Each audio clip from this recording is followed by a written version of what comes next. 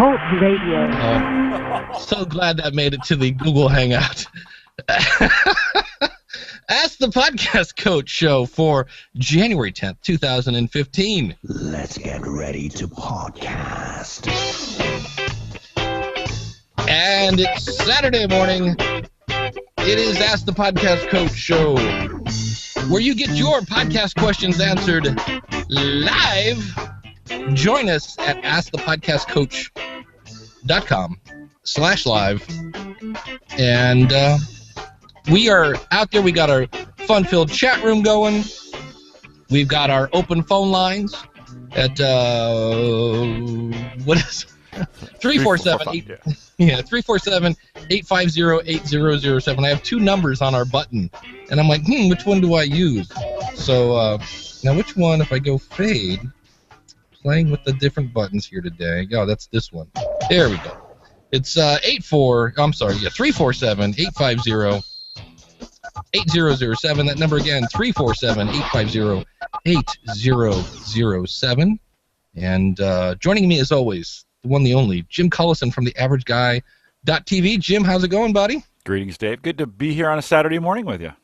Yeah, it's I don't know what it's like in Omaha. It's winter has come back. Oh, it's freezing.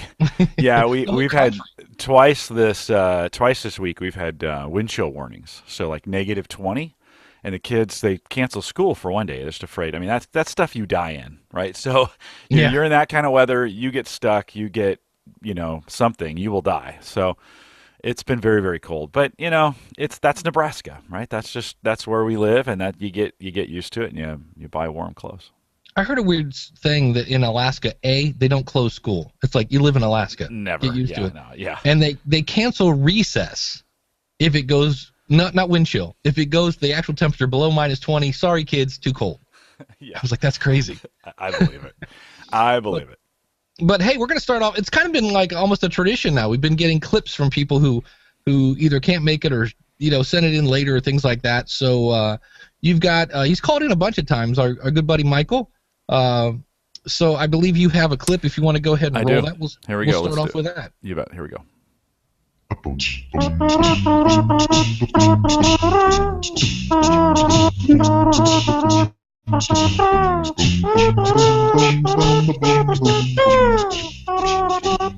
Allstate.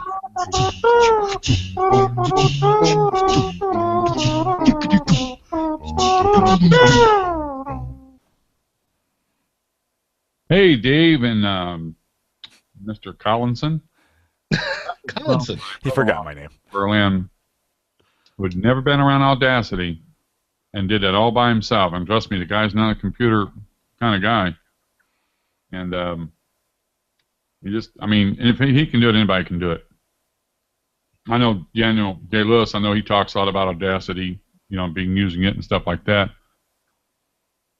And I think this would make him proud, make him happy. He's probably sitting at home, putting a little butter on his muffin. He'd probably squeeze that muffin and pop that muffin halfway across the room. He's so excited. Maybe not. But anyway, my question of the week is for the Zoom recorder, HN4. I know you use the Roland, I think, R05. And I'm looking for something I hooked the XLR mics into the bottom. Would be kind of nice. Do they have separate gain controls? And do I really need that, or do I just need to go to like that H2N, I think it is? I think you liked, or the Roland, I'm trying to make it where it's easy as possible. I don't have to carry as many cables, so if I can just take two mics, QU2s rather, plug them in there, and that way I can set them on some things, hit record, and that could be something else I can use for out in the field. So anyway, I'll leave you with one last thing he did on the Audacity, which I thought was pretty cool. So we'll see you later. Bye.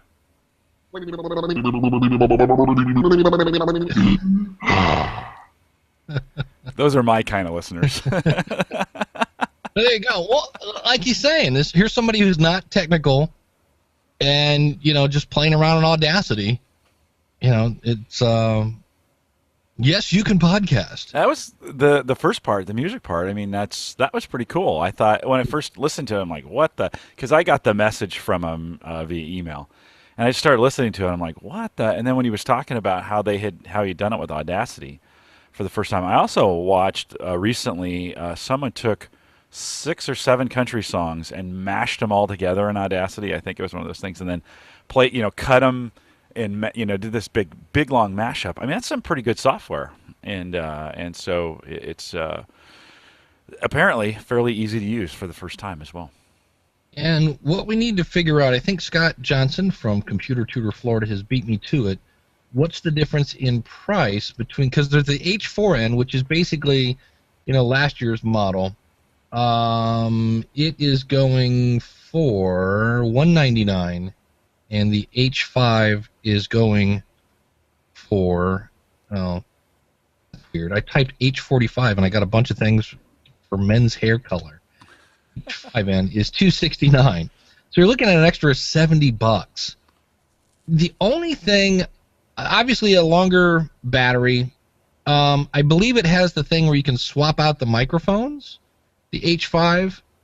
There's something with a phone out that I'm not quite sure. It sounds like it connects to a phone.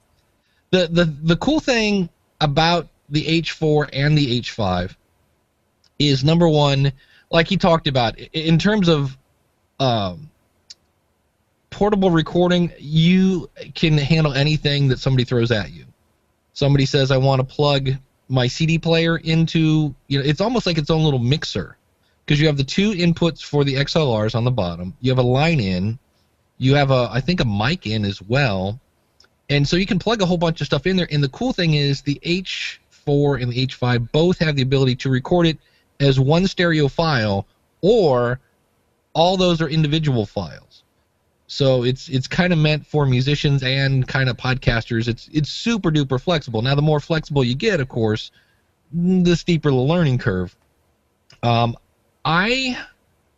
Anybody know what the big difference between the 5 and the 4 is? I just know I was looking at it today because I'm going to get one. I finally said, hey, you know what?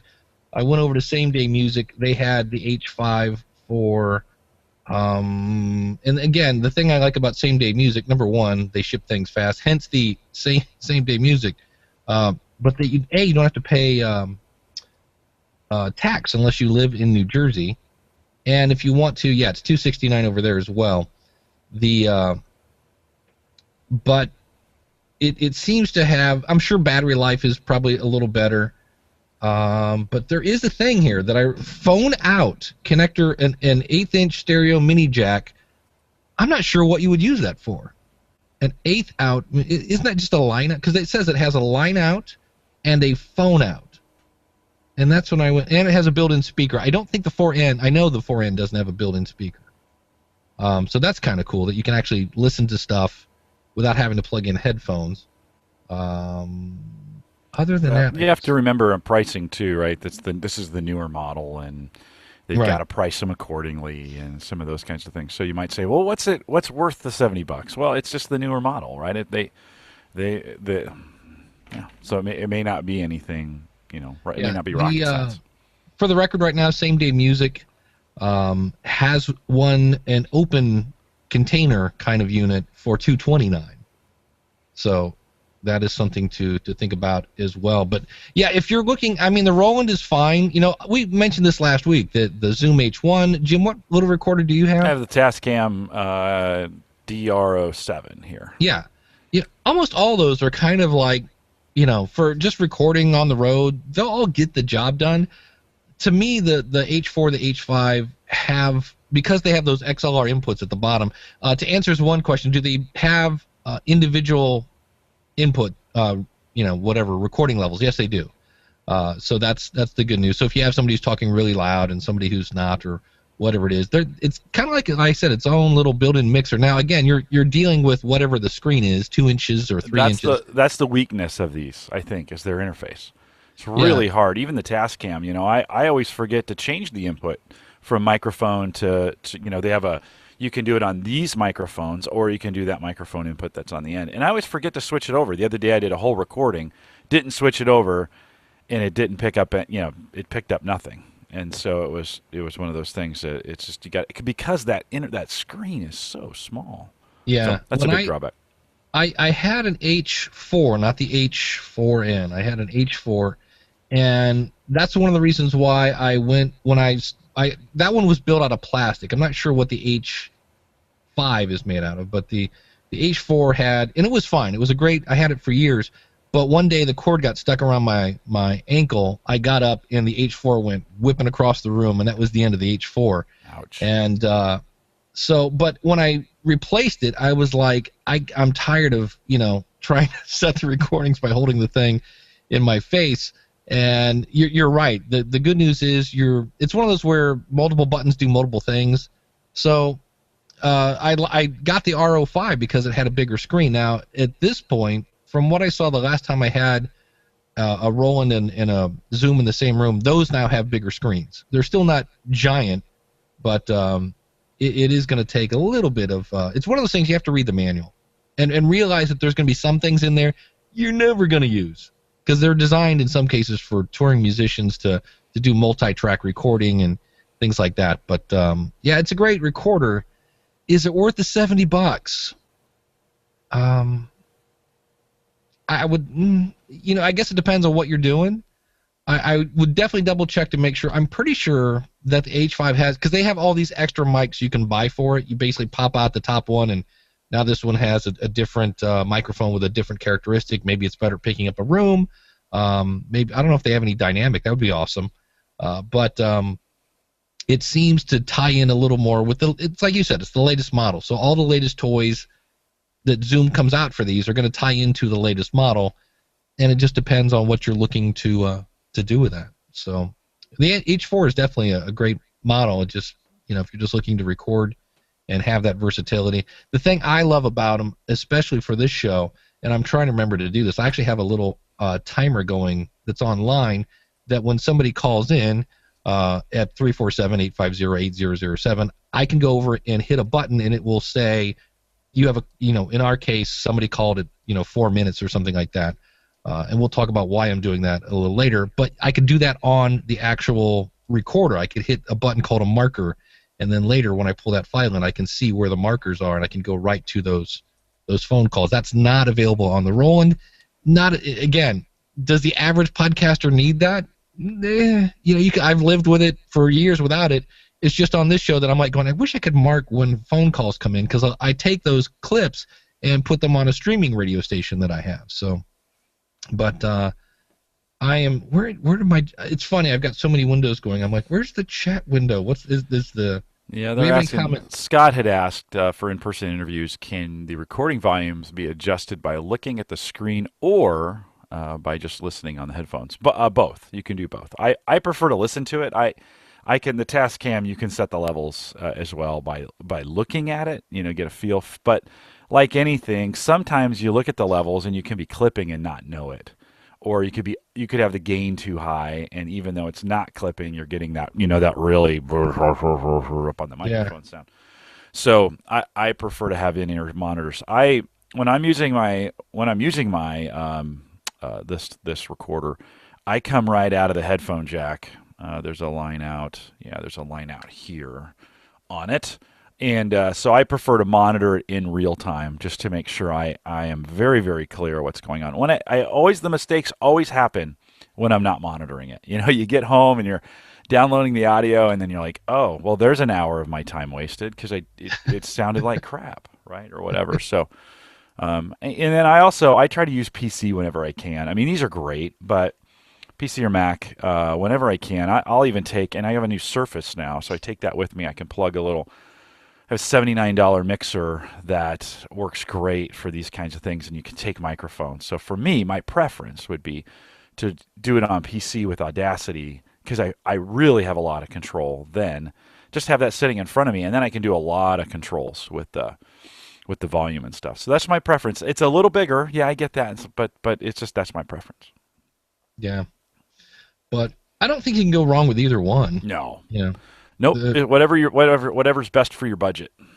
Yeah, that's it. I think at that point, it's just how much do you want to spend.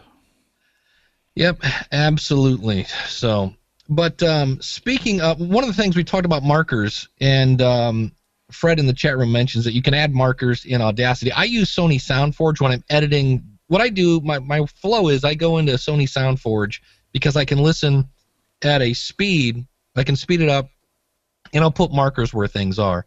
A lot of times if I have a interview on the School of Podcasting this week that I'm going to kind of edit up a bit. We kind of got off track from where we were going, and I will go in and put a marker on each question where it starts, and then in many cases I'll go back and listen. Did they answer the question? Because a lot of times, in some cases, people don't. They kind of get off tangent or they have their own agenda. So I love Sony SoundForge that I can put the markers in. For this show, it'd be great if when I pulled the file into Sony SoundForge, the markers were already there, because I have to listen now to figure out where somebody called in and things of that nature. But I did have a question or something to ask about, and this actually, speaking of Fred, I was listening to Fred's show on skills and, he's going to kill me, skills in screencasting and podcasting.com, I believe is his website, and they were talking about how they listened to Ask the Podcast Coach, and I thought about what I might do, because I went in and looked, and this is the topic. How much weight do you put on your stats? Because I went in and looked at Ask the Podcast Coach. It's an hour-long show. It's a video show. And, yeah, it's us, but it's two talking heads and a phone line. And I was not amazed. I actually thought it was better. People listen to about 25% of the show. So they listen to about 20 minutes, basically. And I thought maybe what I should do, and this is where I can do both, I guess, have the whole show for those that want to listen to the whole thing, download the video, and go to just the phone calls and have a clip, that here's you're on with Dave and Jim, it's, welcome Fred, and then play Fred's clip, and then, at the end have a little thing, join us every Saturday, 10:30 Eastern Standard Time, askthepodcastcoach.com/live.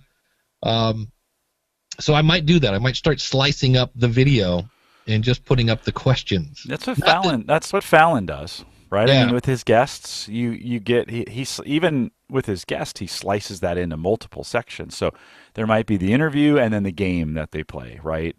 Type on thing. Yeah. If there's anybody who's taken a form of media, which is television, and turned it into an alternate form with it being, on YouTube, and I'm not going to call that a podcast, because people would show up at my house with pitchforks, and podcasters will show up with pitchforks and try and burn my house down. But he is doing these short little 7, 8, 9-minute clips, millions of views. I mean, he's killing it that way. So yeah. I think when I think about promotion, we see this a lot in the podcasters groups on Facebook and Google+. I see this question a lot. What are people having success with in their marketing, right, with Twitter or their social stuff like that? I have taken to kind of watching what Jimmy Fallon is doing from a social standpoint around this stuff. His engagement is incredible. Mm-hmm. And his, I even think of, like Taylor Swift, who has really reached out to her fans through social, right? She creates these videos, and she did this whole Christmas thing. And with our audience, right? And I think so. If we're going to think about how we treat our audience and some of these social cues, man, I think we can learn from some of these mainstream media folks like a Fallon or a Taylor Swift, and say, what are they doing that's working? Because man, they're doing some dynamite stuff. Fallon's, let me say this, Jimmy Fallon's end card concept alone. If you are a podcaster and you're on you're on YouTube and you're not using end cards, wow, I think you're missing an incredible opportunity, because people do make it to the end, in spite of what you think, Dave. Yeah, you do get people that make it all the way to the end of your podcast, and so I think there's some incredible. We've talked about that before here, but I think there's some incredible opportunities to really improve what you're doing from that standpoint. Well, I was I'm not sure how she came across my radar. I've heard of her. In fact, I think I met her at Podcast Movement, and I had no idea who she was. It's called Sexy Savvy Marketing, I think it is.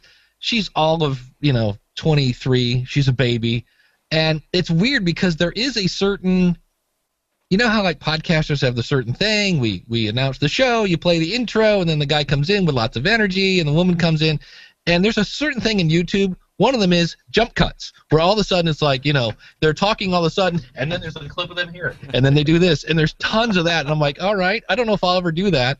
But I was laughing because there's all these jump cuts, which aren't bad. It's just like that's a definite style. And at the end, boy, she had the call to action down. So I thought about that. I'm like, I should like Google who are the top YouTubers, and all of her episodes, 4 minutes, 3 minutes, 7 minutes, and it's one topic. Get in. Here's what it is. Here's why it's good. Here's what's bad. Here's how you use it. Here's what I do with it. Boom. Subscribe to my newsletter down here. Subscribe to the channel over here, and we're out. And I was like, okay. So maybe something I'm looking into now. Of course, more editing means more time. Oh, it does. No, for sure. You know, it takes time to do all that stuff.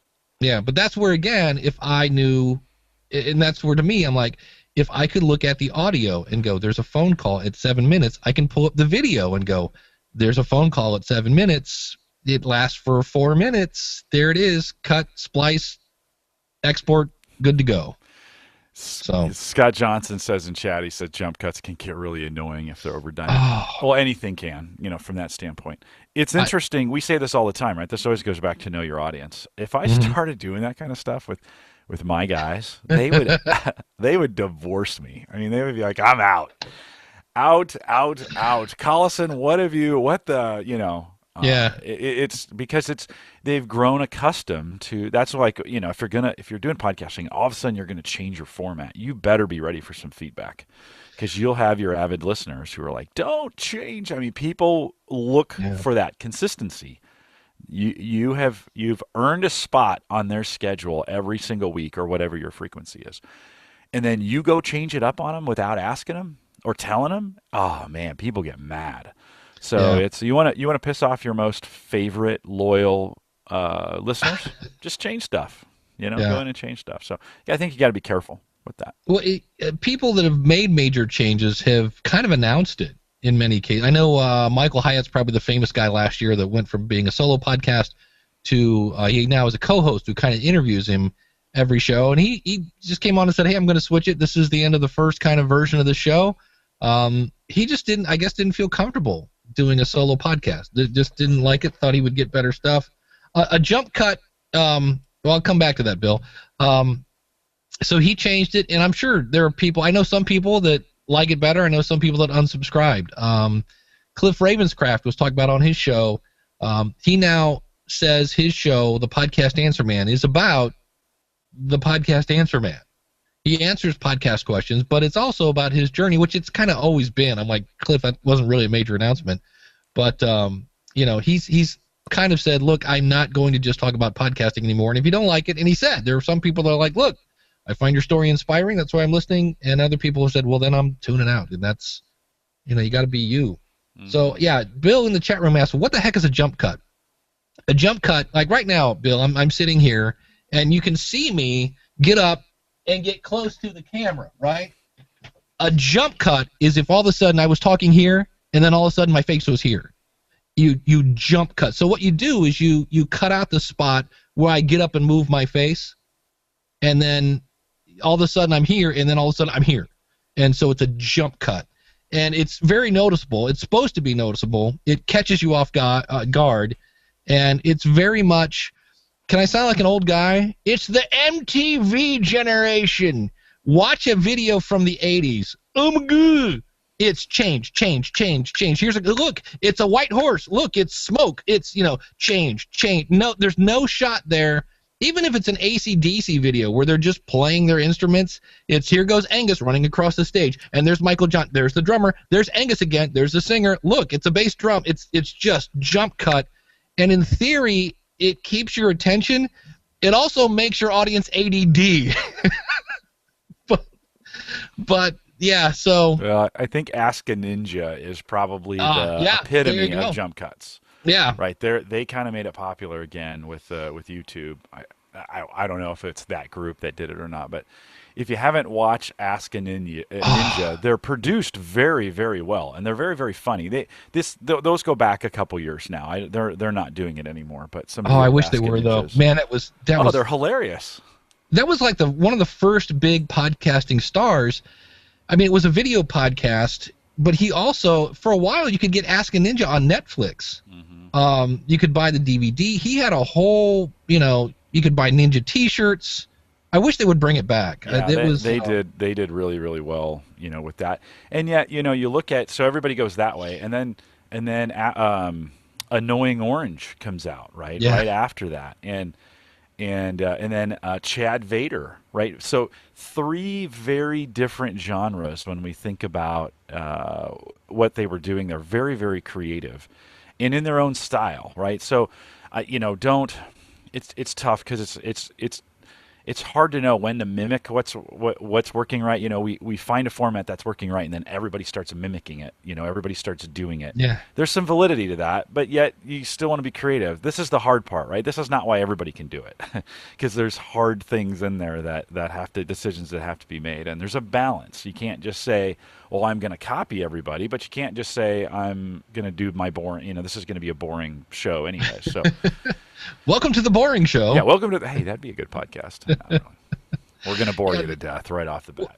Well, I know there was a really popular one called Equals 3 with Ray something Johnson. And he did a really funny, he basically just reviewed viral videos, which is great because it was always great content. And then he had a staff of people that would make jokes and things like that. And so I don't know if he was leading the charge of this kind of style, but when I see other people do it, and I think another guy's William DeFranco, I think he's another YouTuber, for lack of a better phrase, and they all kind of have, it's like I said, I'm like, oh, this is what the youngins are doing, okay. So I'll have to yeah, the style of the jump cut, Fred's talking about movie trailers being jump cuts. Yes, but no, not in the style they are today. So the jump cut today is someone putting together a whole, maybe a 3 or 4 minute segment from beginning to end, and the segment makes sense, but it was shot in different positions. So you have one sentence might be one thing, and another sentence is in another, but it's in a different section, or it's even words, right? So, you might have somebody they're saying a sentence, and then like you said, they say what, but that shot is super close. Right. And then it pops back out. And so it's this just jittery, jumpy back and forth. And it can be really hilarious when they do it, right? Yeah, in some cases I see where they've done a multi-camera shot. Like they'll have one here and maybe one camera out of the picture, but it's right here, and every now and then they'll turn and say something to it. And so it's so that way they're doing one shot, and then all they're doing is they're doing the jump cut. And you could do jump cuts in video without having a second. You can just in Camtasia just all of a sudden zoom in on yourself, and it looks like a jump cut, which it kind of is. But it's the jump without the cut, I guess you could say. But I think from a podcasting standpoint, so a lot of us don't do video. A lot of you guys that you listen to this show, you're an audio only. So the jump cut stuff is we're probably kicking a dead horse at that point. But the idea is, going back to it, it's taking the best of what you do, adding in what's working currently, and meshing that together. Today on Twitch, if you go out on Twitch and watch any of these gaming podcasts, my kids have all started listening to podcasts now. A couple years ago, they were like, look at Nerdy Dad, he's doing podcasts. Now they're all podcast listeners. But on the gaming side, green screen's gotten real popular. I didn't see anybody doing green screen very well until, maybe in the last year or so on Twitch, where the screen behind them is the game. So it's two guys or three or whatever. Let's just say two guys down in the corner of the screen. They're down here in this corner over here. Just their heads, man. And then the game is going on behind them the whole time. And they're talking about, it's almost like they're sports commentators about what's going on the game behind them. And it's incredibly engaging, especially for these gamers in that genre. Now, again, would that necessarily work for what we do or what I do? I'll just speak for myself. Probably not. My guys would be like, what? They like the talking head hour and 20-minute podcast. That's what they like. But it's interesting to see, hey, can I take, when you see something like that, can I take something like this and, turn it into, because I love 7-minute videos, Dave, but not everybody, that's not always the formula, right? It's not always just, hey, do a quick 7-minute video on a review on something that you saw 5 minutes ago, right? That doesn't work for everybody. So it's I think find your spot is what's key. Well, that's when I did that episode about why people listen to podcasts, one of the top things was I want the deep dive. This is information I can't get other places, and you guys are going in depth into today we're going in depth into deep cuts. So that's what people kind of like. And then sometimes, one of the things that the jump cut does is, in some ways, like you said, if they do it right, it's hilarious.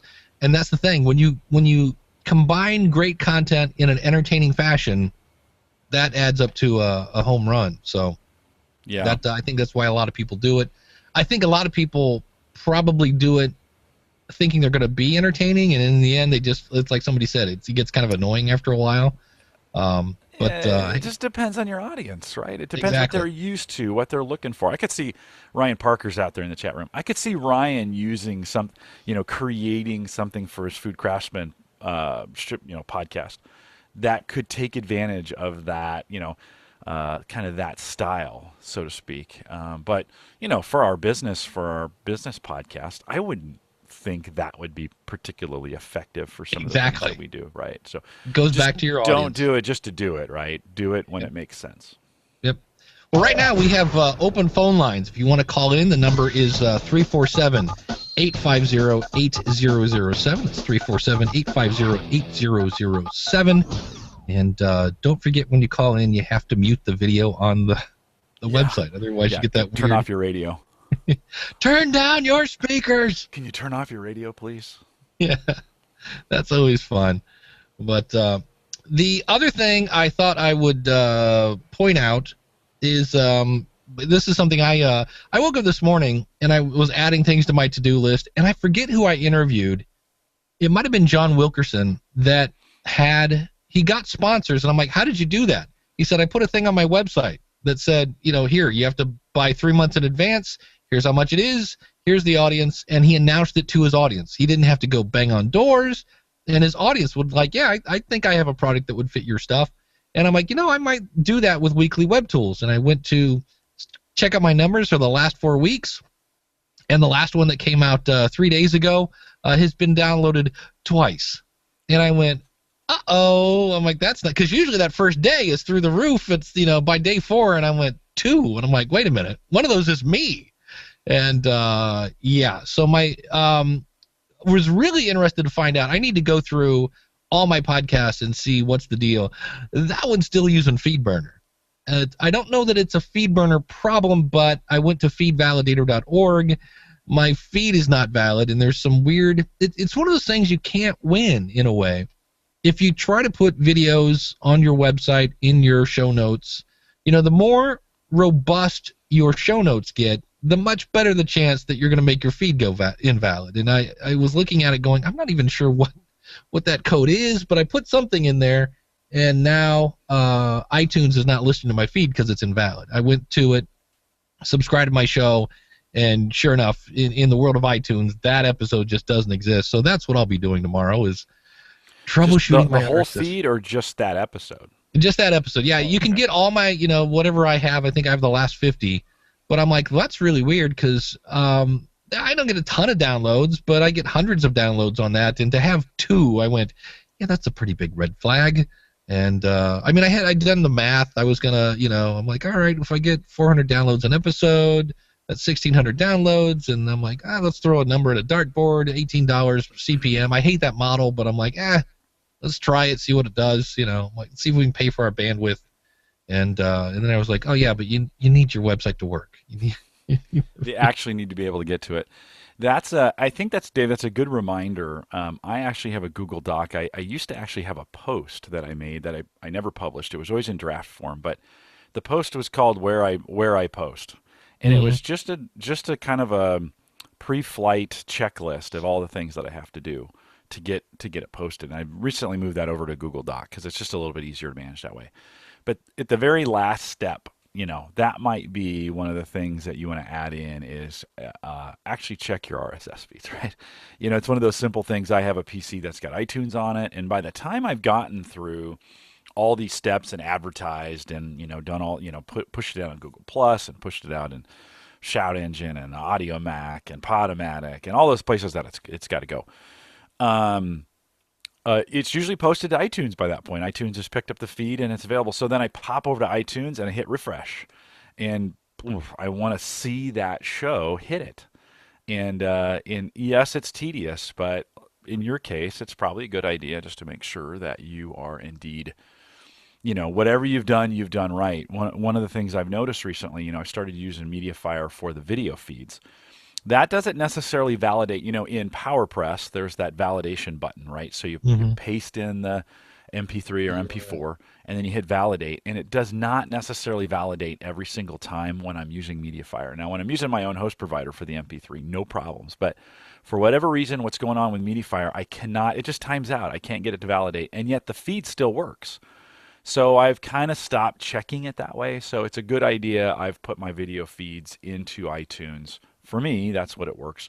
You also might want to, I also subscribe to every single one of my own shows. That seems a little narcissistic probably, but I No, it's subscribe good. to my own shows on my phone, and the next morning I go out and make sure that they have, that my Beyond Pod, which by the way is terrible now, but Beyond Pod has downloaded them. So just one of those steps, I think, as a podcaster, you want to go back and review your feeds.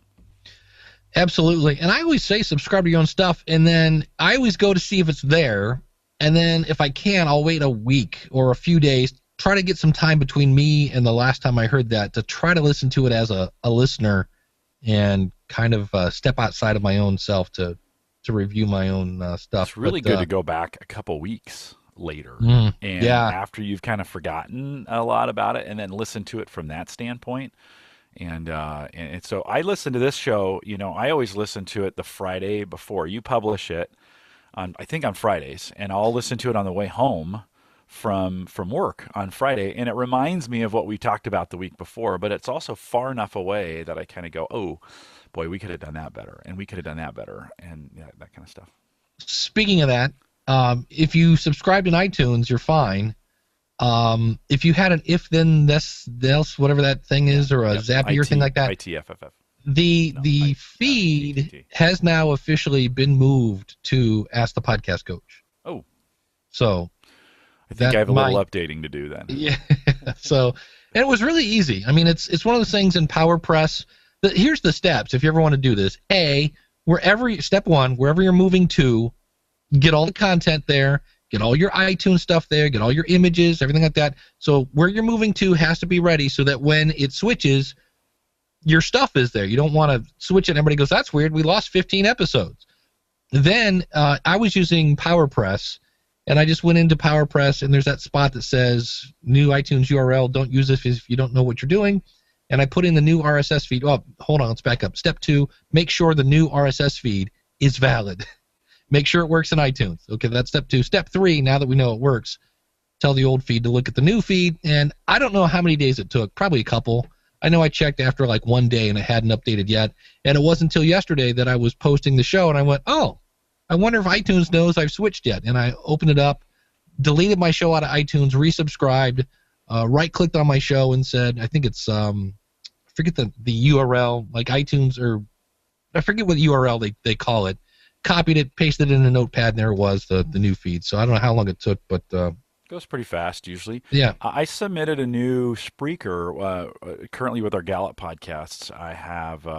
We have 3 different podcasts all on the same Spreaker channel, and I'm using the show features inside of Spreaker now to break those out to give them kind of their own, because you can get separate RSS feeds by show on Spreaker. By the way, Spreaker's just kicking it these days. I mean, Really? if you're not looking at Spreaker and you're not using it as a podcaster, you have to seriously consider it. These guys are really making a run at stuff. So it's a lot like PowerPress in the sense that you can have one main feed for everything you do, and that was the very first RSS feed that I put out. Every single program that we put out hits the all feed, so to speak.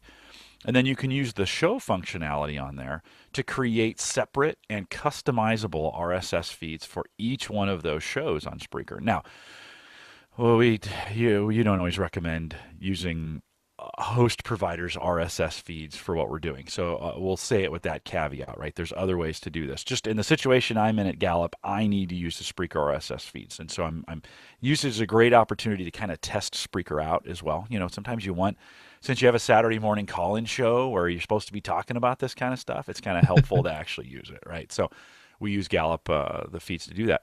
So I'm switching over these shows. I submitted that RSS feed to iTunes on Tuesday. I had an approval Wednesday morning. So they're back, right? If you were waiting to do something with Apple over the holidays, apparently everybody's back and working. Yeah, I need to get Rob and Angelo to get the answer to that whole ITPC thing we're doing. Yeah. Yeah. The nice thing about Spreaker too is they do meet one of my criteria is you can redirect that feed. So if for some reason somewhere down the road you decide to move to PowerPress or whatever, they do have the iTunes redirect option. At the very bottom of the page, it's just like if you want to redirect it, here it is. I actually find, and I think eventually they'll catch up and get as equally confusing, but I find Spreaker easier to use than PowerPress for if you're going to use it for an iTunes feed. It's very succinct and just the bare minimum. I hesitate on saying that, but it's exactly what you need for your iTunes feed. Now, is it everything? Is it valid? I don't know. I haven't dug into the code like some of those guys have, but I've submitted a couple feeds now for iTunes, and it's worked great through Spreaker. And so I wouldn't necessarily be afraid of that option. It works on Spreaker for us. We're tied into iHeartRadio, so we get like 1 million hours of, remember the deal they gave us all when we did that? So that works there. If I was paying for it, it might be a different story from that standpoint, although I have to think about that. I'm building this empire on Spreaker, and if that agreement ever goes away, there is an expiration date on that of like 2024 or something. Yeah, I'll be interested to see, because I heard rumors that it was going to be like after like a year or so, they were going to you got to pay for it now, and that didn't come to fruition. So that's a good thing. But you do sell your soul to the iHeartRadio devil when you go with them, because once those shows are published in iHeartRadio, they don't let you change them. They don't let you move things around. They don't let you change them. Like you can't go, I made a mistake and I put it on this show and it really should be in this show. They don't let you do that. So there is a kind of a drawback. It also hijacks your RSS feed, right, when you do that. Yeah. So I know on iHeartRadio, the show is called The Podcast Coach, not Ask the Podcast Coach. So I might actually email them. Can we add a word to that, please? You should be able to just go into your custom settings Spreaker? And change that. Yeah, I think you can go and give that a try and then update it and see it. Give it a couple days. Because I know it's right on the Spreaker website, but if you take the time to find it on iHeartRadio, which isn't the easiest thing in the world. The updating to iHeartRadio. I see what you're saying. Yeah, that connection between the two, they update it once, and I don't know how often they send that feedback over. But check in your Spreaker settings. iHeartRadio is picking it up. One of the things Spreaker does nicely is they have a little grid at the bottom of your RSS feed that tells you exactly which fields are updating what in iTunes, and they have a picture of iTunes, and they have arrows pointing to it, which is really helpful if you want to know what is changing what. They also have the tag. They also have the code tag there as well as reference. So if you're a developer and you understand the tags that iTunes is using, you can easily go in there and go, oh, okay, this is the insert name of tag here. Right. And where it goes. And so I think they have done a really nice job of helping us out when it comes to this iTunes integration and what does what. Even so much as if you're having a question about what's your Blueberry, you say you're using PowerPress and you don't know, okay, I'm putting this thing here, but I'm not exactly sure where it's going. Head over to Spreaker and see if you get a clue from their tags, and then head back over to PowerPress, and it will probably make more sense once you do it. I'll have to check that out. Absolutely. Well, just a reminder, we do have open phone lines, 347-850-8007. That number again, 347-850-8007. We'll talk about whatever you want. That's one of the joys of this show. We kind of go wherever you want to go. And if you want to join in on the chat, we're at askthepodcastcoach.com/live, which we are every Saturday morning, 10:30 Eastern Standard Time. And can we go off topic for a second? Let's do it. What the heck is an Amazon Echo? The Amazon Echo. So I saw you. I did on Twitter. So my kids want to call it Jarvis. It's basically, and so you think about on your phone, think about Siri or think about Cortana on the Windows phone, or think about nothing on the Android phone because it doesn't have a personality. But it's that you can talk to it and it will respond and do things for you. Well, the Echo is a plugged-in device. It's a speaker, basically. It's just a cylinder that's a big speaker, but has some intelligence built into it. And so you can talk to it and say, create a list for me and add milk to it, right? And it will create this list that's tied to your Amazon account. In theory, in the future, You could also, it might even be available now. You can actually just purchase it and use their one-click purchase option to buy it right through the Echo. So you might be in the kitchen and you need something, right? And you just say, look up a blender for me, and it will walk you through the process, and you can buy it verbally right through the Echo. So it's the beginning stages of home automation with a voice is what it is. And of course it's backed by Amazon, and for Prime members it's only $99. And so we're going to give it a try. We ordered one. The big drawback to it is, if you just go to Amazon and search Echo, you can kind of check it out. The big drawback is it doesn't ship until April 30th. I'm like, are you kidding me? I mean, this is January 10th. I mean, in today's, seriously, can you seriously put a product and it doesn't ship for 3 months for sale? Yeah, that's weird. They did. It's like, I mean, I had taken a page from Fitbit. Fitbit put a bunch of stuff out back in November, and it's not shipping for another 5 weeks yet.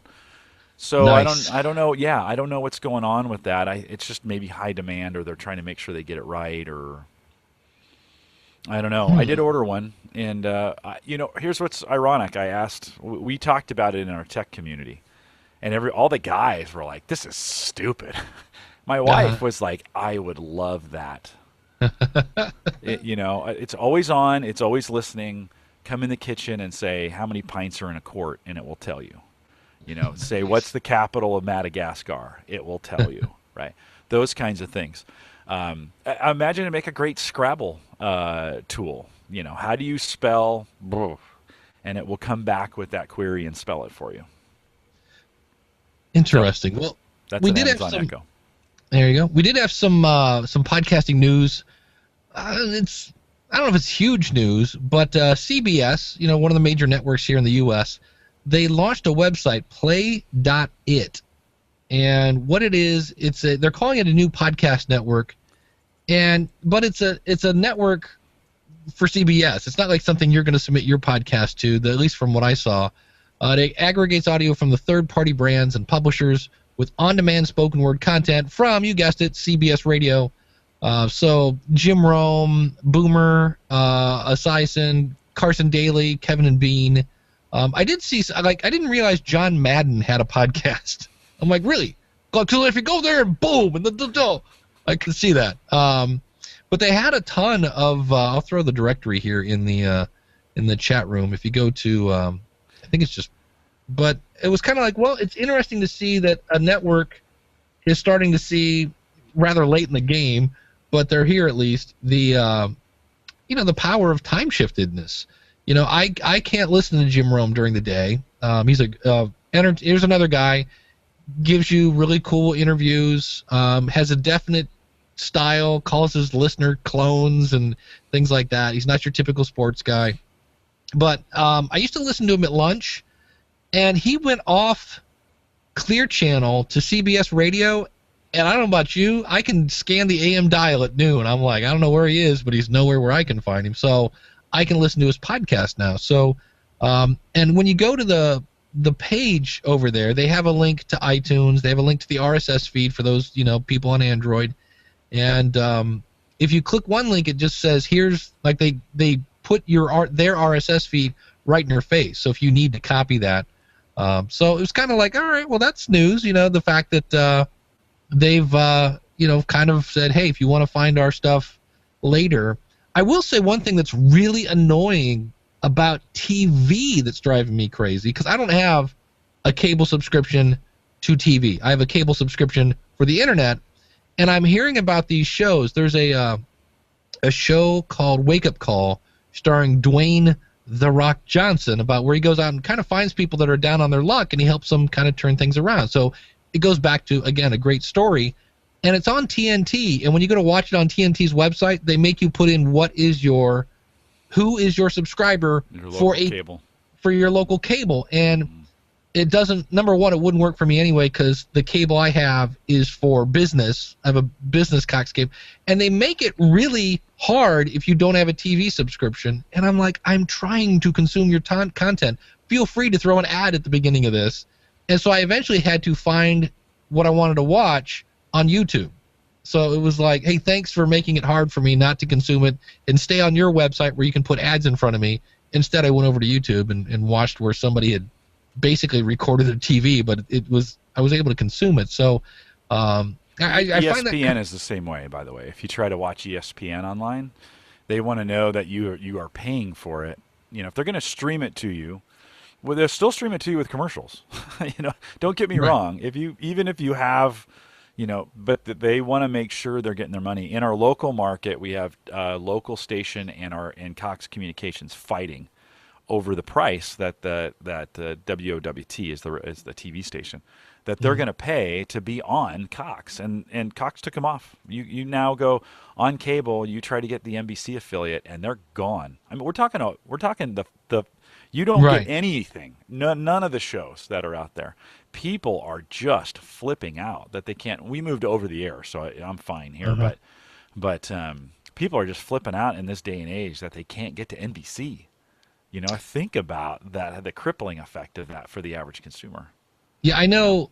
I have one of those, plug-in, thing, free antenna that I try to watch news. It is painful. Last night it was snowy here, and we're watching Shark Tank, and about every 5 minutes it would lock up, and I'm like, Yeah, it's still not great. But we can't get CBS. We can get NBC, we can get Fox, we can get ABC, but we can't get towers or somewhere else. You probably get a more powerful antenna and that's the other crazy thing about over the air. I'm up in the attic moving. I'm adjusting my antennas by.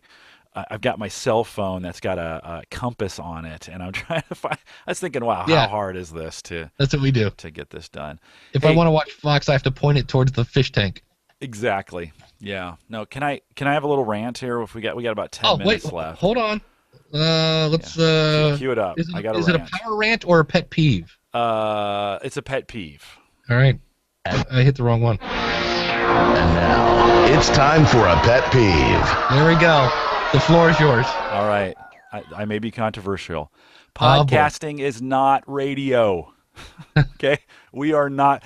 There was this long conversation on Facebook about somebody had asked the question, hey, I'm going to explain podcasting. And Dave, I know you use this as part of an example of what you say. But when we say podcasting is radio, I think that's a medium, right? I think that actually confuses people more than it helps them sometimes. The content can be like radio, but I'm not a radio program. There's no radio show that goes for an hour and 20 minutes that's commercial free. That it's in a style like radio, and I think it matches as close as it can to radio, but it's not terrestrial. People don't pick it up that way. They don't tune into it, right? They download it and listen to it on their phone. So I'd like to see us move away. I mean, from saying it's radio, and move away from that to this more it's on-demand media, right? Because it can be video, it can be audio, it can be, it just, I feel like we're limiting it when we say it's radio or it's even like radio in that sense. And again, I get it. We're trying to bridge that gap between a future technology and something, or a past technology and what we're trying to do now. But man, I think we should try and differentiate ourselves from radio in some regards and say, no, we're not. We're different. We're very different than radio in a lot of ways. Because we're independent. We're not bound by advertisers. Well, some aren't. And so this week, as I was just kind of reading through, I'm like, no, stop focusing on the radio stuff. We're not radio. We're podcasters. We're podcasters. So I know I've used the analogy we're like radio. I'll say it's like radio. It's like an internet radio show. But you're right. I might say it's on-demand audio. Because video, it is. Though. It's both, right? I mean, we started as content. We started as audio podcasters, a lot of us. That was the easiest, 8, 9, 10 years ago. That was the easiest way to go with that was the audio. The video was too expensive, but there's a lot of great video. So we're also like TV, which, it's media. It's just media. So I think this idea of on-demand, time-shifted, whatever, maybe that's probably too geeky of a word, but it's on-demand media that can be consumed in a variety of different formats from both your PC or your phone. And I just like us to stop using the radio analogy. That's it. Well, We do have a caller ending in, thank you for holding. I'm like going, wait a minute. I'm looking at, I think I've just discovered something. Oh, did I rant over a caller? That's a big pet peeve. No, because it's saying they've been on hold for 7 minutes. I'm like, I know I've looked over there in 7 minutes and I didn't see them, so that's kind of odd. But anyway, ending in 6415. What's your name and what's your question? You're on with Dave and Jim. Hey, Dave and Jim. Barry Kessler, Southern California Real Estate Answer Man Show. How are you? Doing? Good. How are you, my man? Doing great, you guys. Dave, we've been emailing back and forth about this particular problem I'm having, and that is what I want to do. I've got a real estate website, and I want to change it over to take all the content and move it over to a WordPress site, and I want to put that onto my HostGator account. And I already have a podcast which is already set up on the HostGator account. Thanks to you very much for that. And I'm trying to figure out how I can set up this new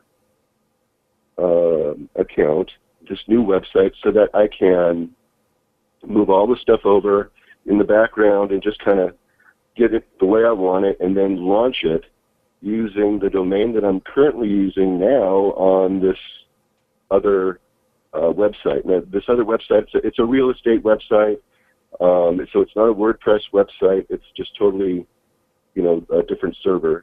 So my question to you is, and the problem I'm having is, I try to set it up, but I'm missing a step.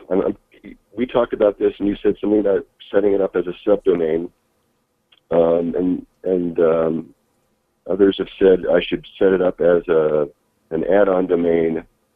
What do I do? There are a couple things you can do. You can, because the problem is you have to set it up and then redirect your website to it, and you can't. Yeah. You can't just put it in because you've got something ongoing.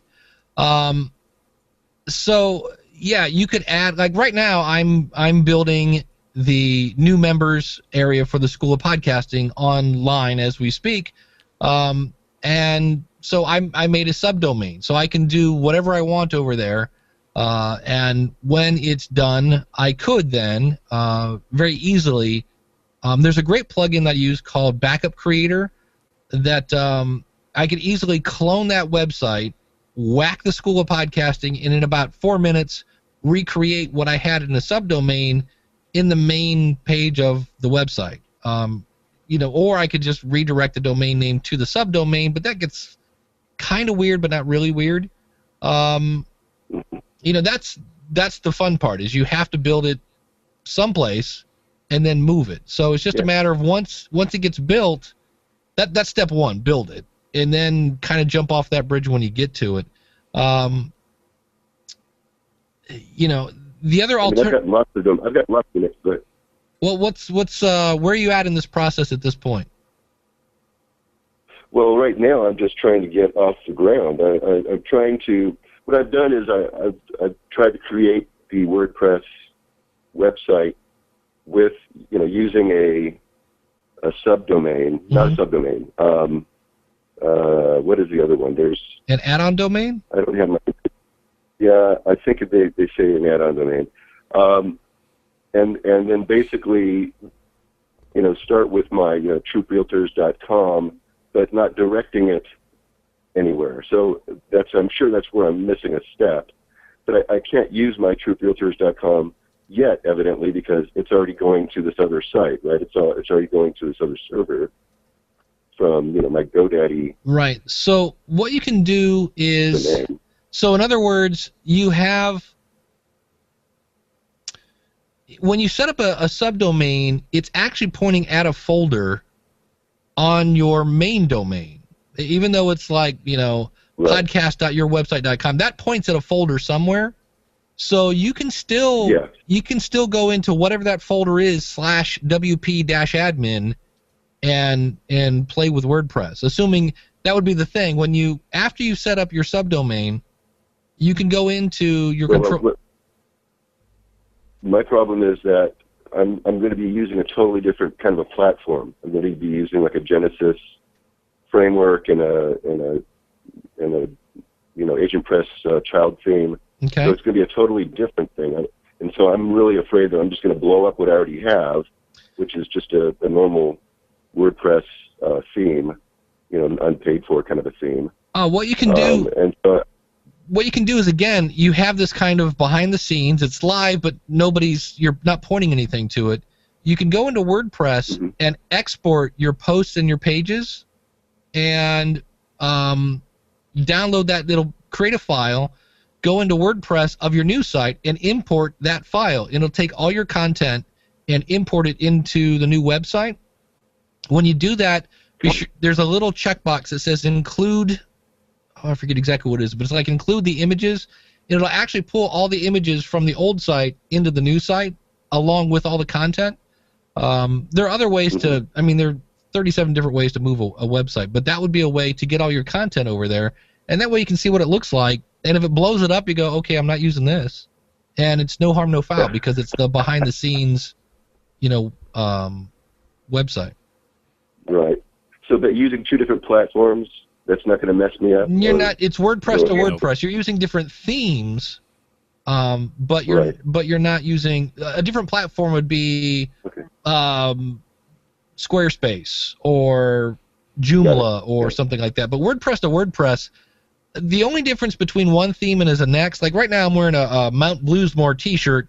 If I think of this as a theme, and then I could go over there and put my gray sweatshirt on, same Dave, different look. So really all a theme is, it's the layout, it's the colors, but it takes that same information of your posts and your pages and just arranges it in a certain way and makes it look a certain way. So. Okay. And, that's all fine and good, but now what about my domain, which is really actually, I've had pretty strong SEO. It's been up there.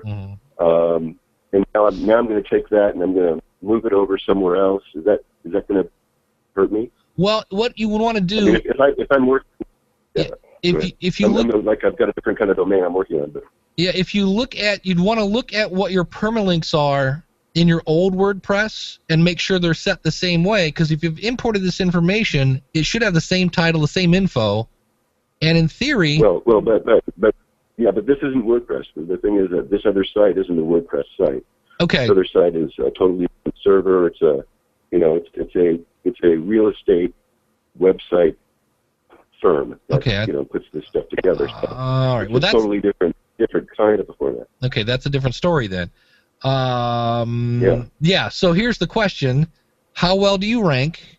Because you're going to make a bunch of dead pages, and the question is moving to WordPress giving you that much more that staying there, what is the pain of staying the way you are versus moving to WordPress? Because in some cases, I've had people that use Ning as a website, Ning.com, and all we did is we used Libsyn and a Blueberry player to put the podcast on the website they already had.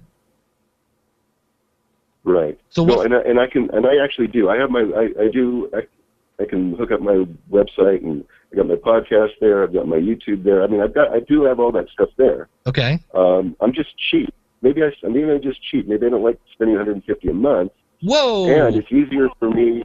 Yeah. And it's easier. Well, the MLS is like $60, and then you've got the website, with that's like $99. So it gets to be a lot of money. I make money. I make that all back if I sell a house. I can pay for my website for years, and that's fine. And I do that.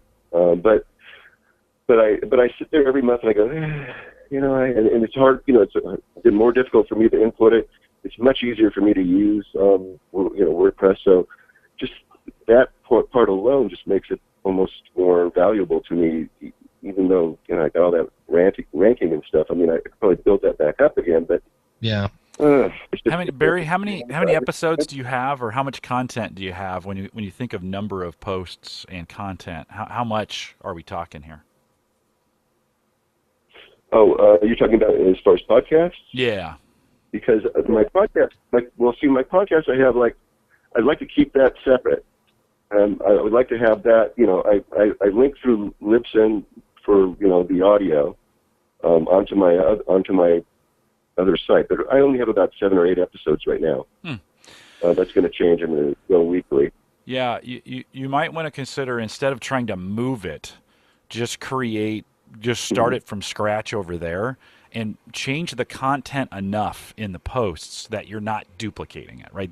You will get penalized from an SEO standpoint if it's exactly duplicate. And just running it in a new setup and a new feed. It hasn't been around long enough that you might have to redirect some things or get your listeners to come over to a new feed or whatever. You'll have to make those decisions on how you want to do it. But as opposed to trying to move it, just recreate it new, start from scratch, treat it like it's a brand new venture, and use that media you already created to kind of post it again, right? You'll get a fresh credit for it on from the crawler because it's brand new. The drawback is you have to change the media a little bit, not the physical MP3 media, but you would need to change the post a little bit. But it might be a good opportunity to fix some of the errors that I always know. I've gone back through my posts several times, and I'm like, oh, I wish 150 shows ago I would have known what I know now. I would have done my posts different back then. And so maybe you've learned some things, and it gives you a chance to correct a few things. So that's just a different way of looking at it, is, hey, maybe I have an opportunity to fix some things and do it the way I want to do it now. Let me just set this thing up from scratch and not worry about migrating or that kind of stuff.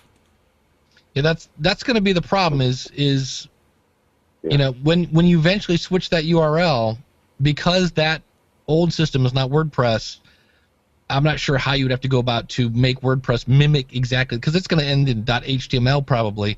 So you're going to end up with a bunch of dead links, and so that's where you have to do the Ben Franklin, right? And on the left-hand side, here are the pros. Right. On the right-hand side, here are the cons, and kind of go from there. So it might be, something to think about.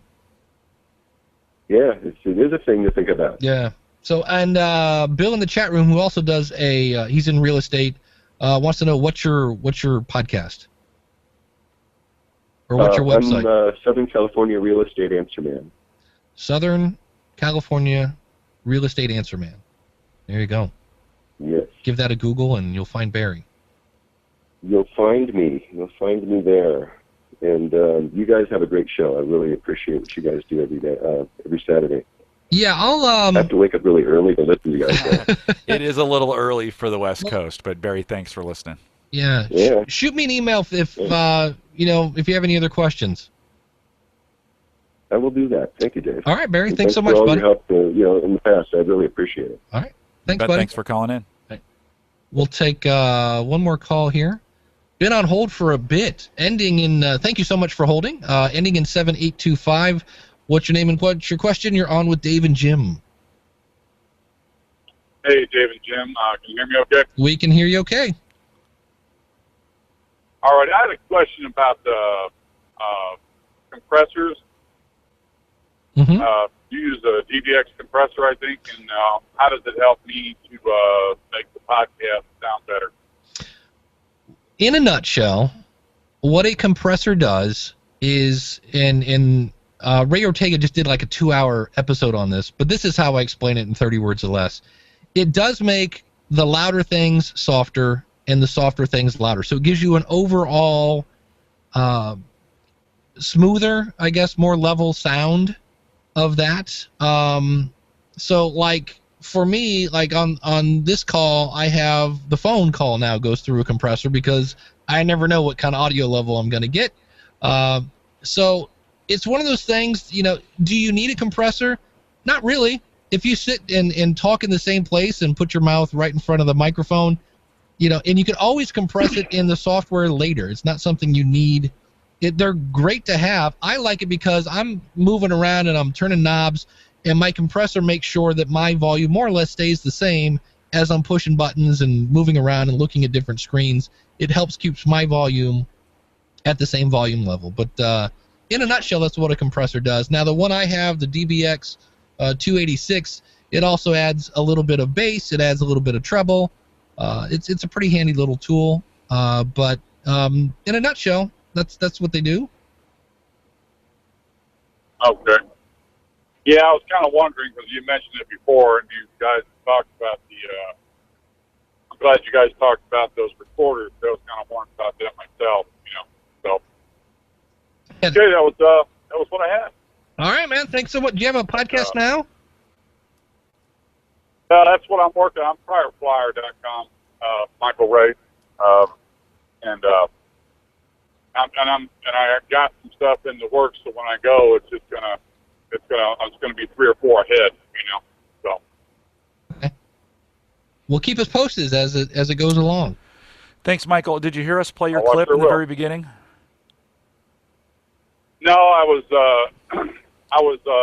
coming into Illinois, and I couldn't get you, but yeah, that was really it. I mean, he has never did anything. I mean, the guy never did anything with computers, and he kind of did that with his own voice, adding track, and then speeding it up, slowing it down. And I'll tell you, he was having such a blast. He was laughing so hard he couldn't stand it that he actually could figure something out, And so yeah, he was having a blast. So that it. Yeah, very cool. He was Hey, having a blast. So thanks for sending that to me. Looking forward to seeing you at the Omaha Podcasters meetup here coming up at the end of the month. Oh yeah, that's going to be what 27th, I think, or so. I think so. Yeah, I gotta look at that. It's a Monday night, I think, is what we've planned. Monday, January 26th, here in Omaha. So if you're in the Omaha area, I'd love to have you join us. Let me know. There you go. Thank you. Yeah, I sure will. Yeah. So. All right, Michael. Take care. Thanks for calling in. Drive safe. Bye-bye. I believe that is You bet. I believe that is the same day it is. Monday the 26th, also the day of the Cleveland Podcasters meetup. Woot. Yeah. And we'll take another call here. They're coming in at the last minute here. They always do. Ending in 8065. Hey, this is Bill. Hey, Bill. How are you, buddy? Pretty good. I didn't know you used a compressor, Dave. I do. It's the DBX 286. Now, mine is the A. They now have the S. But that's funny when you put that in the Facebook group at the School of Podcasting. That was one that I was like, hey, I know that one. So yeah, I thought you didn't. I thought you actually didn't. I thought you said that you didn't use it though. You had it but didn't use it. No, that was the Behringer whatever one I have. But yeah, this is me with my compressor. This is me without it. So this is me. And Jim, you don't have a it. compressor, right? Nope. Run it straight through the board. Yep, straight through the board. Yeah. So and you go through a mixer than your computer, right? I do. Yeah, I have an Alesis Multimix 8. I have the lowest version of that. It's got the effects, but it doesn't have the multi-track. So that's what I use. Yeah, I looked that one up. That's good. Anyway, good stuff. Hey, one last comment. Great show as usual, and a lot of great information. Hey, one thing I think it was Barry was on about real estate in Southern California. One thing I will say, I've been in the industry for a long time, both in construction and real estate, and I can say that realtors really don't use blogs and new media very well because my wife just started. I begged her to do a blog, and it's really improved her access around the community in Reno. So I'd love to hook up with Barry and talk to him. It's Barry, right? Yep. And where can Barry find you?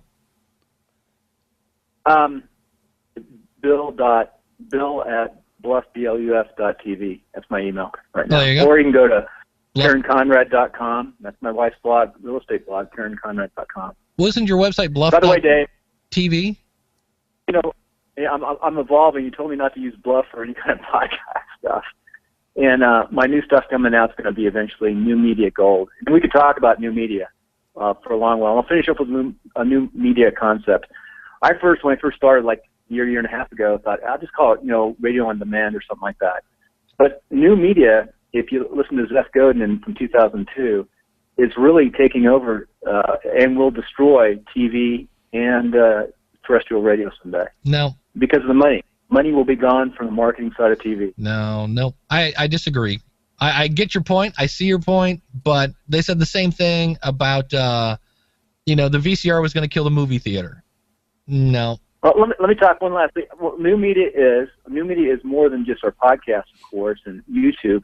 But new media is any type of digital on-demand development, and you're seeing it evolve everywhere, whether it's Netflix or any of these other services. So that's what Netflix is also part of new media. That concept. I think it, Bill. I think it's going to change it, right? I don't think it's going to morph it, right? It will become a little bit different than it is today, right? And so it's the money's flying out of the media side right now. Well, you know more. Go ahead. No, I was going to say. So you have big companies like ESPN and CBS jumping in on this new media stuff, and they're going to dominate it because they have the dollars, right? They have the capital to be able to just throw tons of money at it, and this is where the small business podcaster can't, right? We're all complaining about paying $10 for hosting, right? These guys don't care. They're throwing millions of dollars at this stuff. They're gonna be more successful with it. They're gonna get bigger numbers when you have guys like Jim Rome and stuff coming to podcasting. It's gonna replace. It might replace the way we get it. But I don't think you're going to see that many. I don't think you're going to see the faces change for the most part, right? I think you're still going to have the major players get out there and I think people probably said the same thing about TV when it came out. Oh, it's going to kill radio. Well, never really did, and so it'd be interesting to see. But I do understand your point. There's a major shift going on in the way it's delivered. But you're just now 2015 is going to be the year when we see the major players jump in here and really throw some money at this stuff. And some are going to be successful and some aren't. But that's the way it goes. So I understand your comment. One last thought or example where you could take on traditional TV now in your local community. If you had the money in the backing, you could set an on-demand 30-minute news broadcast every day, and then get people in your community used to starting to look at it. And that would be a push because the TV stations use so much capital to run. Mm. Yeah, I mean, satellite radio is not cheap, so. But satellite radio, yeah, exactly. I think it's time. Yeah, All right, I'll let you guys go. Hey, great show. Have a great week. Thanks, Bill. Thanks for calling in. I'm Dave Fix Your Feed. Looking forward to watching your other show I've got on my all right. My appreciate it. Bye. Thanks, man. Yeah, that's a whole nother podcast. Because I think somebody asked in the chat, will that affect radio listeners? Well, yeah, I think so. I don't think when people go radio is going to be dead. I'm like, no, not for a long time. It's still a great way to consume content. Yeah. And in some places in the world, it's the only way to do it, right? Yeah. If anything, podcast will affect radio format, not radio. Yep. Yeah. Absolutely. So, there's just way too many people that are still listening to radio. It's kind of cool, and I think it's going to be a little bit of both. Because radio's going to start talking about listen to us on our podcast, so that's kind of a cool thing. Yeah. But again, affect the format, right? Yeah. 30-minute radio show, 2.5 hours of podcast stuff afterwards, right? That could be the format change. Yeah. So, yeah. Joe says I haven't listened to radio on purpose. I haven't either. In a long time. Yeah, it's well, that's a whole other thing. I had it in my notes here. Yeah. What's fun now on TV? I watched the news yesterday. I'm not making this up. No less than 10 ads, all for pills. The other ads were for lawyers who will help you sue the companies that gave you the pills. It was like, what is holy cow. It was interesting. But awesome. Yeah. Hey, find Jim over there at theaverageguy.tv. Find me at schoolofpodcasting.com. Use the coupon code ASK20 when you sign up at the School of Podcasting. We are here every Saturday at askthepodcastcoach.com/live. Thanks so much for tuning in. Thank you to the chat room as always. And thanks for all the callers. And we'll see you again real soon with another episode of Ask the Podcast Coach.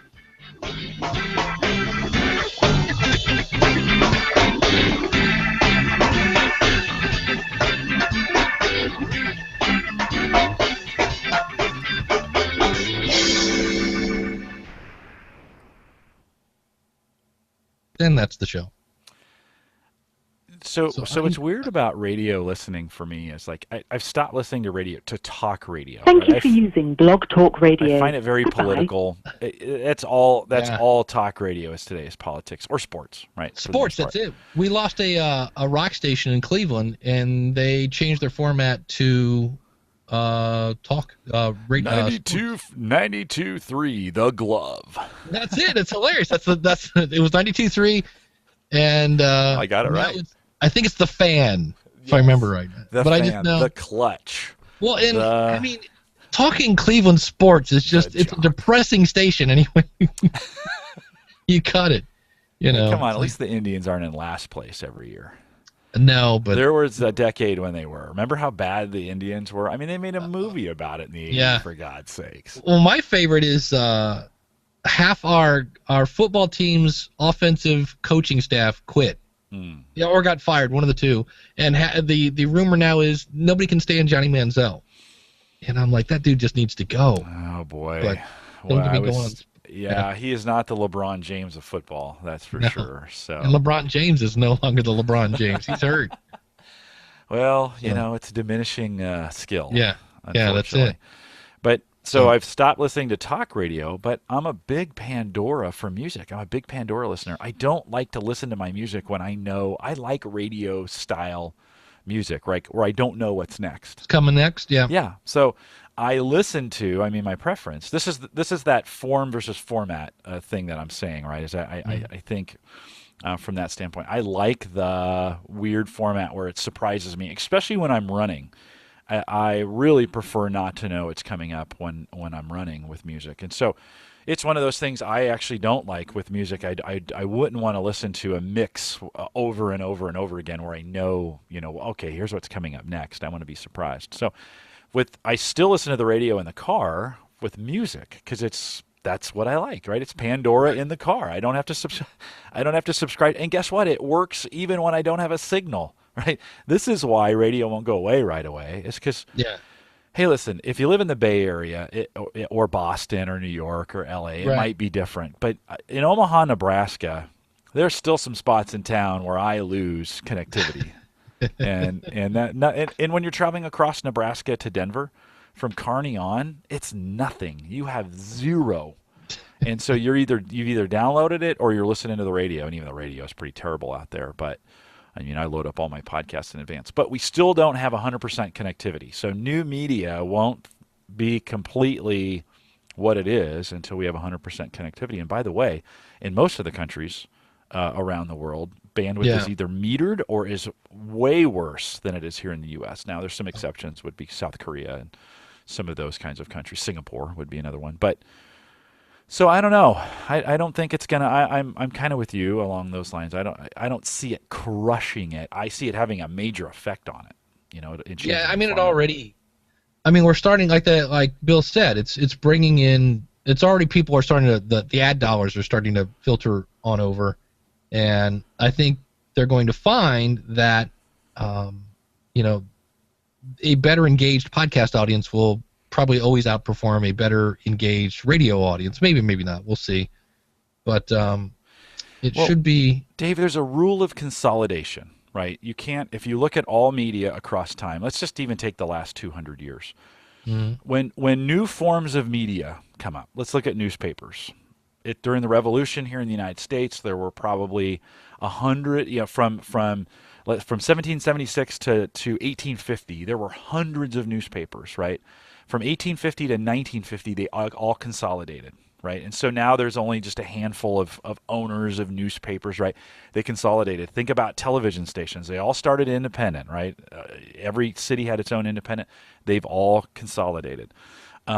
I mean, think of cell phones, right? Remember when cell phones first Right. came out, right? Okay, so there's this rule of consolidation. The same thing's going to happen with podcasting. Now, the beauty of it is today it's so cheap to create your own. I mean, if you wanted to do your own TV station or your own newspaper or your own radio station, the average guy couldn't do that, right? You couldn't create your own concept. But eventually, the best of the podcast will consolidate down onto a network. And I do know this: options equal confusion. So the more options people have, the more confused they are. And the more confused they are, the less they'll do. of it. And so I think what will happen is the winners will be those that get the best apps on the phones or in the cars that consolidate the content down into a way. This is why satellite radio doesn't work, because there's 250 stations. Oh man, It's too many. I used to. Yeah, that's 248 too many. Yeah. I'm being facetious, right? Obviously, but it's one of those things. It's why everything consolidates down to just a couple, because people can't. Humans aren't designed to handle, nor do we prefer to have 100 options. We don't want that. We want a few to make some choice. We definitely want choice. We hate it when there's just one. We hate that, but we don't like, the consumer does not like that. They like choice, but not that many choices. Yeah. So I think the best will rise to the top. There will be some apps that make it on phones, and there'll still be ways to do it independent. There was always a way to have an independent radio station. Nobody would listen to it, but there was, there were ways to kind of do that. It would broadcast for 3 blocks.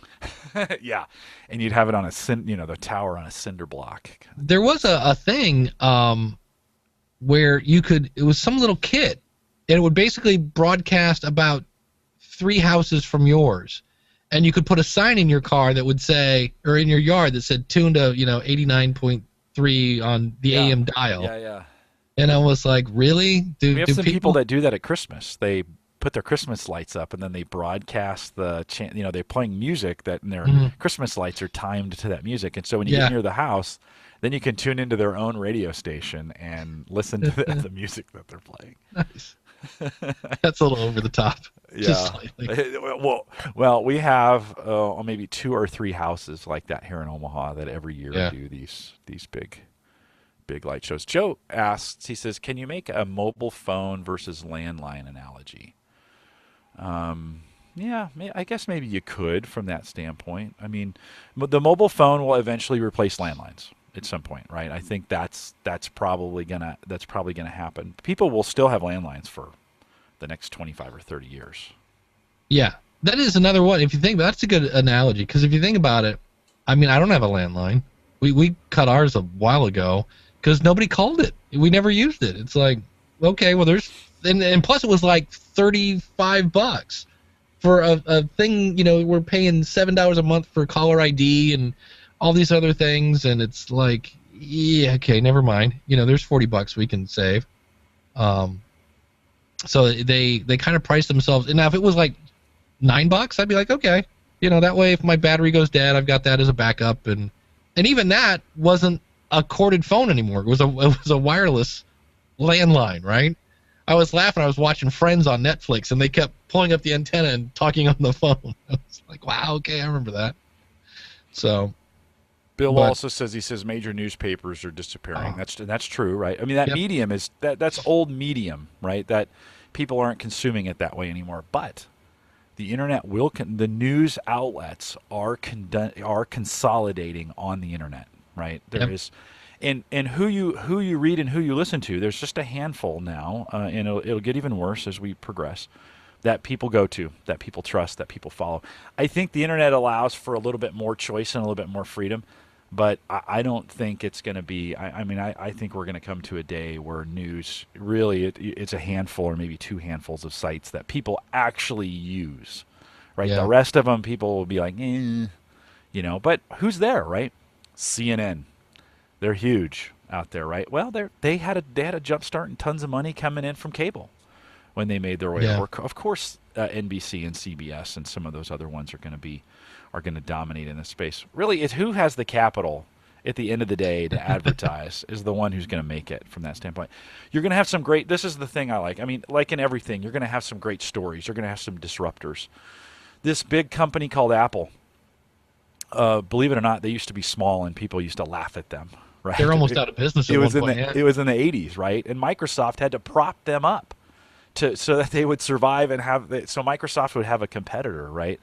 They haven't always been the juggernaut. They are one. They came in and disrupted the Google. It's the same way. I mean, Google came in and disrupted it to create that. But it's It is. Well, and so Bill says new media versus old media. That's always been. This isn't new media. Is not. While we're calling that today, new media is just the next generation of media, right? When we had radio before we had TV, and when TV came along, it was new media, right? It completely disrupted. Yeah. The way we did things, and radio was probably new media compared to newspapers. Right on. And newspapers were new media compared to the guy shouting on the corner. Yeah, yeah. So this is just the medium form. We call it that. But how long will it be before people go, like I think a lot of the podcasters that we talk to, their style and form is old media already from a podcasting standpoint. And I'll be the first to admit it. I have a show. I have a tech show that couldn't be that's probably the oldest of old media when we talk about it that way. That interviews people and we talk about tech, right? That's a tired format. That's an old media format in a lot of way. What the kids are doing on Twitch, that's new media. This jump video stuff with this YouTube and that's kind of new media stuff. They're doing some interesting things there. So you could even micro niche it down that way and say, man, if we look at podcasting over the last 10 years, there might be some old media now in podcasting. Yeah, I mean, on radio, it was interesting because they used to start off their broadcast, ladies and gentlemen, blah, blah, blah. And the reason they did that, you know where that came from? Theater. Yeah. It's like they were doing theater on the radio. And so, I think it's the same thing. We're gonna carry our baggage from radio into new media. And then you're going to have people that are just going to completely do something like way outside the box, and use it in a different way. And then it's like you said, then there are these other different services, the Snapchats of the world, that are like, all right, let's take this concept and do something different with it.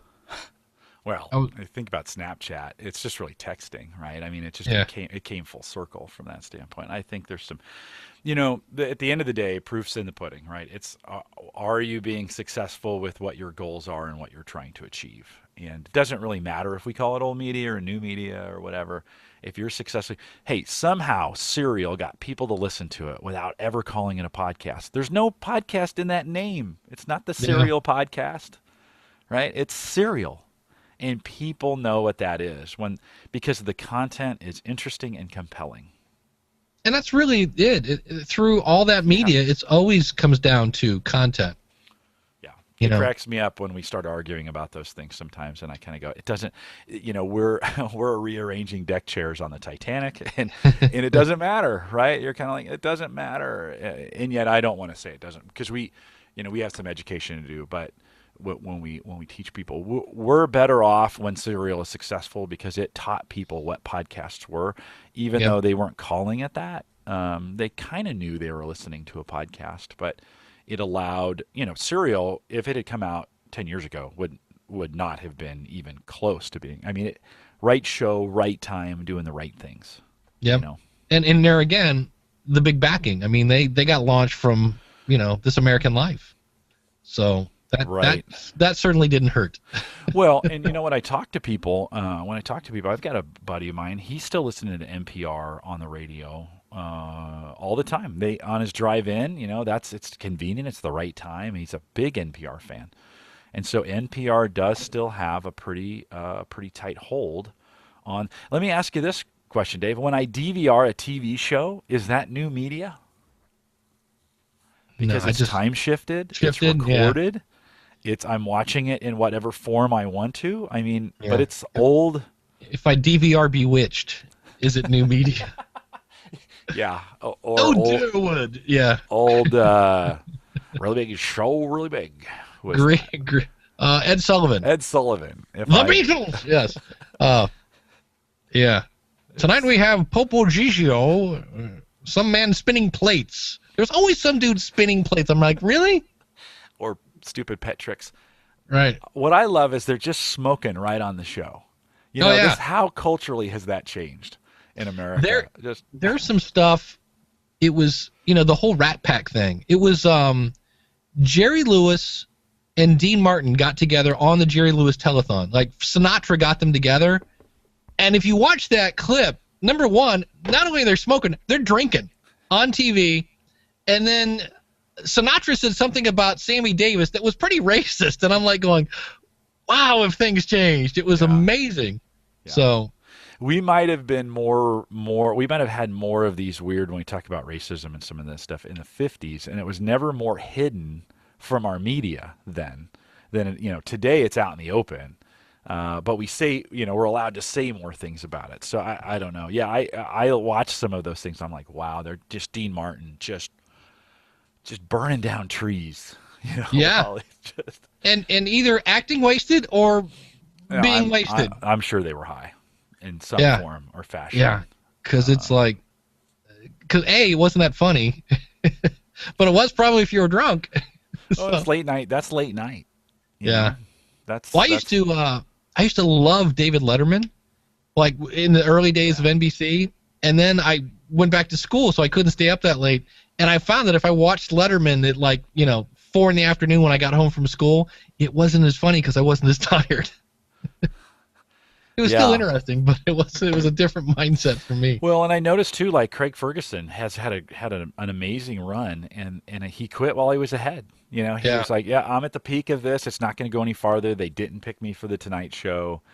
That he's like, I'm out, and he's doing something different now. And I just was watching that the other day, and they've got Drew Carey on there. That's what I was wondering, because they did a thing.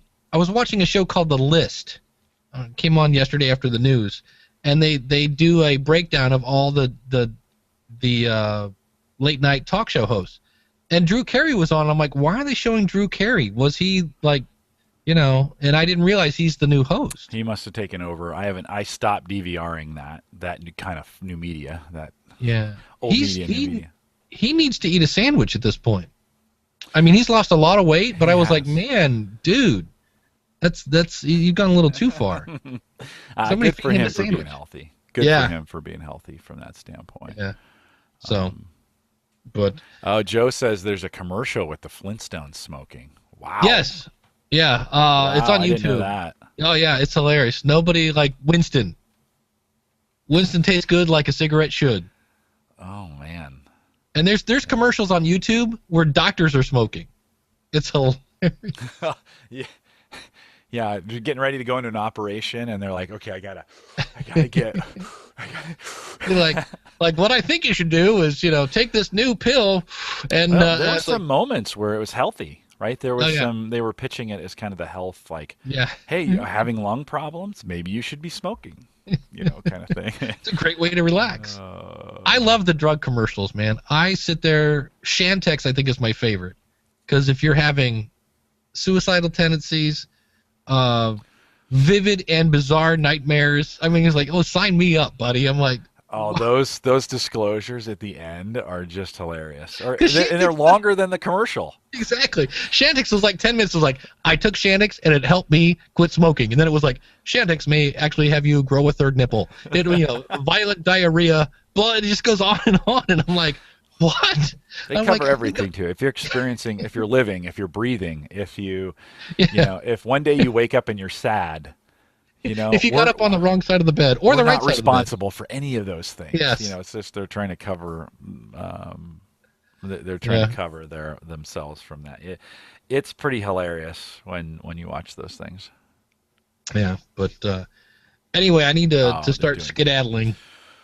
All right, sounds good. Yeah, I started my show. I started editing my show. I got up early this morning. My son joined the Marines this week, and so he's my senior in high school, and so he's off at a Saturday morning drill kind of thing that they do, and so I had to get up early to take him down and drop him off. So I was like, well, I could. I guess I could get my podcast produced. That might be a good thing to do.